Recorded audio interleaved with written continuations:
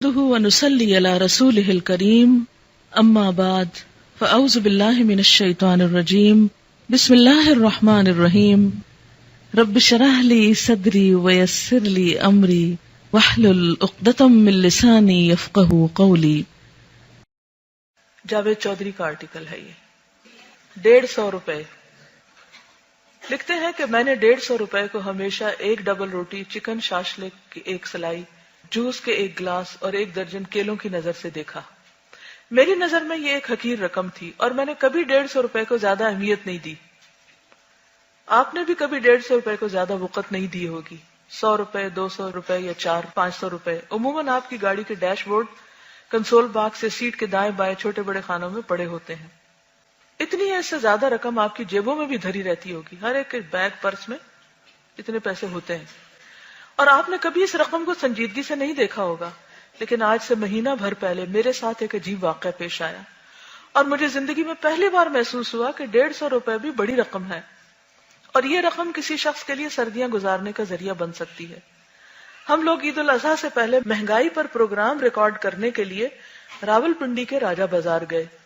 ہم مختلف لوگوں سے ملتے رہے، ان میں دکاندار بھی تھے، ٹھیلے اور ریڑیوں والے بھی تھے، چائے خانوں، ہوٹلوں اور دکانوں کے تھڑوں پر بیٹھے لوگ بھی تھے، لنگر کی لائن میں لگے بچے بھی تھے اور عید کے لیے خریداری کرنے والے لوگ بھی۔ ہر شخص مہنگائی کا رونا رو رہا تھا۔ مزدور کو 20 دن مزدوری نہیں ملتی تھی اور 20 دن بعد ملتی بھی تھی تو صرف 200-250 روپے۔ وہاں ایسے لوگ بھی تھے جنہوں نے زندگی میں کبھی 5000 کا نوٹ نہیں دیکھا تھا۔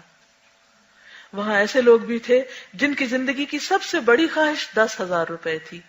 لوگ 3 وقت کے کھانے کو زندگی کی سب سے بڑی عیاشی بھی سمجھتے تھے اور وہاں ایسے لوگ بھی تھے جو اپنے اور اپنے گھر والوں کا کھانا لینے کے لیے 3 گھنٹے لنگر کی قطار میں کھڑے رہتے تھے۔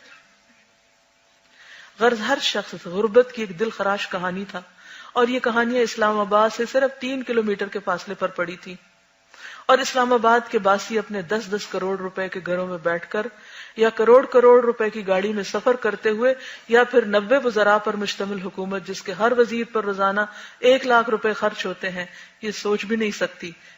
اس سے صرف 3 کلومیٹر کے فاصلے پر ایسے لوگ رہتے ہیں جن کے بچے صبح 8 بجے مٹی کا پیالہ لے کر لنگر کی قطار میں کھڑے ہوتے ہیں، دوپہر 2 بجے ان کی باری آتی ہے، یہ بچے دال کے 4 چمچ اور 3 روٹیاں لے کر گھر آتے ہیں اور سارا خاندان اس دال میں 1 گلاس گرم پانی ڈال کر ناشتہ کرتا ہے۔ اور جس دن لنگر کا بندوبست نہ ہو سکے، ہوٹل بند یا ہوٹل کے مالک کو ڈونر نہ ملے، اس دن ان لوگوں کے گھروں میں فاقے ہوتے ہیں اور ان بیچارے لوگوں کو یہ بھی معلوم نہیں۔ ان سے 3 کلومیٹر کے فاصلے پہ ایسے لوگ رہتے ہیں جن کے کتے امریکی اور برطانوی خوراک کھاتے ہیں، جن کے کچن 24 گھنٹے آباد رہتے ہیں، جن پر زندگی اپنے 7 رنگوں کے ساتھ مہربان ہے اور جنہوں نے غربت کو اب تک صرف 1975 کی فلموں میں دیکھا ہے اور جنہیں یہ تک معلوم نہیں 10-20 ہزار روپے پورے خاندان کا مقدر بدل سکتے ہیں۔ بہرحال یہ ایک خوفناک مشاہدہ اور تجربہ تھا۔ میں واپس 150 روپے کی طرف آتا ہوں۔ ہم اس ریکارڈنگ کے دوران ایک پھیری والے کے پاس رک گئے۔ یہ نوجوان پٹھان تھا جس نے زمین پر کپڑا بچھا کر اس پر لنڈے کے سویٹر، کوٹ، چادروں، جرابوں کا ڈھیر لگا رکھا تھا۔ یہ ایک سویٹر اٹھاتا، اسے ہوا میں لہراتا اور 200 روپے کے نعرے لگاتا۔ اس کے گرد گاہکوں کا ہجوم تھا۔ گاہک سویٹر، چادر اور کوٹ اٹھا کر دیکھتے، پہنتے اور اس سے بھاؤ تاؤ شروع کر دیتے۔ ہجوم سے ذرا ہٹ کر ایک بوڑھی خاتون اور اس کا ایک نوجوان بیٹا کھڑا تھا۔ غربت بوڑھی خاتون کی ہڈیاں تک نگل گئی تھی، وہ چند نسوں اور لاکھوں جھریوں کا مجموعہ لگتی تھی۔ اس کے بیٹے نے باریک شلوار قمیض پہن رکھی تھی اور وہ سردی سے کپ کپا رہا تھا۔ میں نے ان سے سوال جواب شروع کیے تو معلوم ہوا بوڑھی خاتون بیٹے کے لیے سویٹر خریدنے آئی تھی، لیکن سویٹر اس کی قوت خرید سے مہنگا تھا۔ میں نے سویٹر کی قیمت پوچھی تو پتا چلا دکاندار 150 روپے سے کم میں سویٹر فروخت کرنے پہ راضی نہیں، جبکہ ماں بیٹے کے پاس صرف 70 روپے ہیں۔ چنانچہ یہ لوگ مایوسی کے عالم میں سائیڈ پہ کھڑے ہو گئے۔ میں نے نوجوان سے پوچھا کیا تمہارے پاس کوئی سویٹر نہیں؟ اس نے بتایا اس نے 3 سال پہلے لنڈے سے سویٹر خریدا تھا، لیکن وہ 3 سال کے استعمال کے بعد چھوٹا بھی ہو گیا اور پھٹ بھی گیا، لہٰذا اس سال سویٹر خریدنا بہت ضروری ہے، ورنہ یہ سردیاں اسے ٹھٹر کر گزارنا پڑیں گی۔ میرے ساتھ مدثر تھا۔ مدثر ہمارے شو کا پروڈیوسر ہے۔ مدثر ان کی بیچارگی سے اس قدر متاثر ہوا کہ اس نے فوراً جیب سے 150 روپے نکالے، دکاندار کے ہاتھ پہ رکھے اور سویٹر خرید کر نوجوان کے حوالے کر دیا۔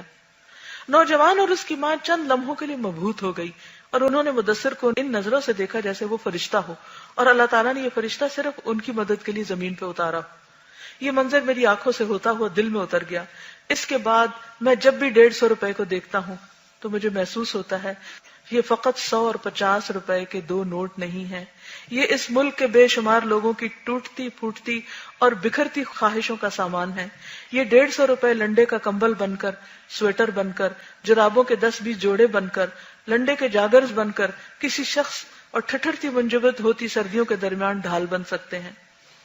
ہم اگر ان 150 روپے کا مناسب استعمال سیکھ لیں، ہم روزانہ 150 روپے بچائیں، راجہ بازار جیسے بازاروں میں جائیں، لنڈے کی کسی ریڑھی کے قریب چپ چاپ کھڑے ہو جائیں، اور جس ماں، جس باپ اور جس کے بچے کے پاس 150 روپے نہ ہوں اسے سویٹر، کوٹ، چادریں، جرابیں خرید دیں، تو یہ حقیر سے 150 روپے بہت قیمتی ہو سکتے ہیں۔ یہ بے شمار سرد راتیں گرم کر سکتے ہیں۔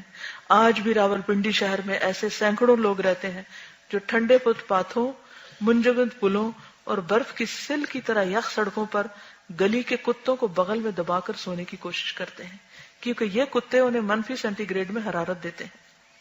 آپ تصور کیجئے انسان کس طرح زندگی کو برقرار رکھنے کے لیے کتے کا محتاج ہو جاتا ہے۔ راولپنڈی جیسے تمام چھوٹے بڑے شہروں میں سردیاں شروع ہوتے ہی لنڈے بازار آباد ہو جاتے ہیں، اور خوشحال گھرانوں کی خواتین بھی چہرے پر نقاب ڈال کر ان بازاروں کے چکر لگانا شروع ہو جاتی ہیں۔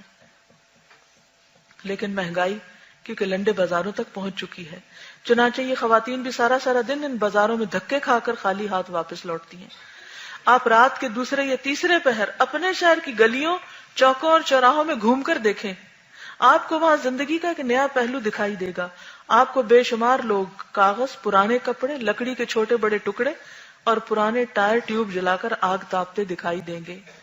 آپ ایک لمحے کے لیے ان کے پاس رک کر دیکھیں، آپ کو معلوم ہوگا ان لوگوں کی زندگی کی سب سے بڑی خواہش ایک پرانا کمبل، ایک بسیدہ رضائی، ایک چٹائی، ایک گدا، شاید ایک سویٹر یا ایک گرم چادر ہے، اور ان کے پاس اتنی رقم بھی نہیں کہ یہ سویٹر یا چادر ہی خرید سکیں۔ چنانچہ یہ لوگ بازار بند ہونے کا انتظار کرتے ہیں، کاغذ اور لکڑی کے ٹکڑے جمع کرتے ہیں، ان کے نیچے ٹائر یا ٹیوب کا کوئی ٹکڑا رکھتے ہیں، آگ لگاتے ہیں اور اس آگ پر ہاتھ اور پاؤں سیک کر رات گزارتے ہیں۔ کاش ہم میں سے چند لوگ چھوٹے چھوٹے کچھ ادارے بنائیں۔ یہ ادارے ہم جیسے لوگوں سے روزانہ 150 روپے لے، ہر سال لنڈا خرید کر ان لوگوں میں تقسیم کر دیں، لنڈا خرید کے ان لوگوں میں تقسیم کر دیں جن کی زندگی ایک کمبل، ایک سویٹر، ایک رضائی، ایک گدے اور گرم جرابوں کے چند جوڑوں کے لیے ترس رہی ہے، اور یہ لوگ سویٹر کی خواہش لے کر گھر سے نکلتے ہیں اور رات کو حسرت لے کر واپس لوٹتے ہیں۔ یہ لوگ روز لنڈے کی ریڑھیوں کے قریب کھڑے ہو جاتے ہیں، لوگوں کو آتے سویٹر چادریں خریدتے دیکھتے ہیں، اور ہر بار جیب میں اپنی ہاتھ ڈال کر 10-10 روپے کے 7 نوٹ گنتے ہیں، پھر یہ سوچتے ہیں یہ بھی ایک معجزہ ہوگا اور یہ 70 روپے 150 روپے بن جائیں گے، اور یہ اپنے ماپ کا سویٹر خرید کر خوشی خوشی گھر لوٹ جائیں گے۔ لیکن معجزہ نہیں ہوتا، ان کے 70 ہی رہتے ہیں، 150 نہیں بنتے۔ کیوں نہیں بنتے؟ اس لیے نہیں بنتے کہ بے حس معاشروں میں معجزوں کی فصلیں کاشت نہیں ہوا کرتی۔ خدا ان زمینوں پر مہربان نہیں ہوتا جن زمینوں پر رہنے والے چند لوگوں کی نظروں میں 150 روپے حقیر رقم ہوتی ہے، جبکہ کروڑوں لوگ اس کے لیے ترستے رہتے ہیں۔ کیا کرنا چاہیے بتائیے مجھے، ہمیں کیا کرنا چاہیے؟ مشورہ دیں، اجر پائیں۔ مشورہ دینے سے بھی ہم کنجوسی اور بخل کرتے ہیں تو باقی کیا رہے گا؟ گھروں میں پڑے صاف ستھرے ایکسٹرا سویٹرز مزید دھو کے صاف ستھرے کر کے پیک کر کے اوپر نمبر لکھ کر لے آئیں کہ کس نمبر کا ہے، بچے کا ہے، بڑے کا ہے، کس ایج کو پورا آئے گا۔ انشاءاللہ تعالی وہ آگے تقسیم کا بندوبست کریں گے۔ موٹے کپڑے بھی پڑے ہوتے ہیں جو ہم استعمال نہیں کرتے، جو کپڑے آپ نے سال بھر استعمال نہیں کرے وہ اگلے سال کب کریں گے؟